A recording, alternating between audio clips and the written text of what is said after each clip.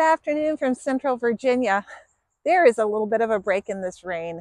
I am so not complaining about the rain because we have had abnormally dry spring. In fact, we were 4 inches down on water, and I think we've gotten about 4 inches just in the last 2.5 days. So not complaining about the rain, but I'm here to check on my garden to see what's been happening. I want to check a little bit on the aphid situation. I want to see, of course, I want to patrol for squash bugs, and I want to see whether there's anything else here that I should be harvesting.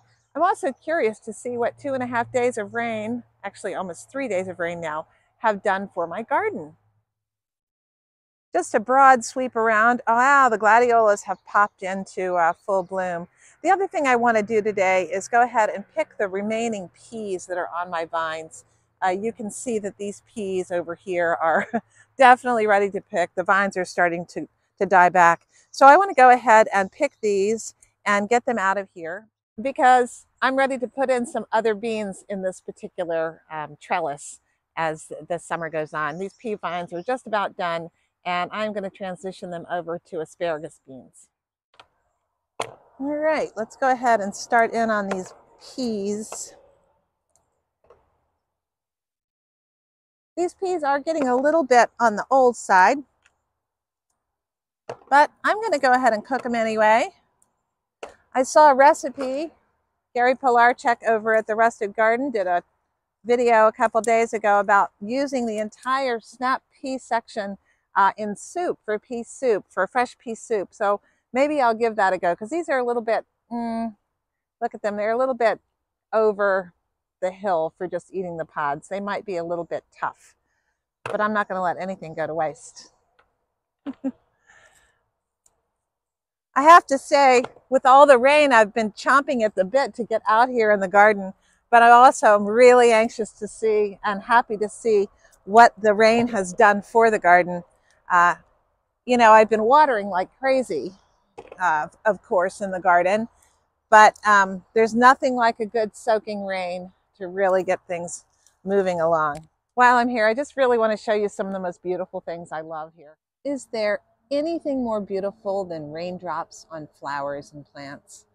I'm really happy to see the bees coming out for this break in the rain as well. They just can't resist the borage. This is just another area of interplanting and another example of interplanting. Maybe I'll do another video on this at some point. But these calendula are just so stunning flowers. I mean, they're just so beautiful. The vibrancy of the color is just astonishing to me. All right, I think my sauce patch has literally exploded over the last couple of days. Loads of blossoms on there. One thing I'll have to do when it stops raining is come out and trim off these bottom branches. These plants are now getting tall enough.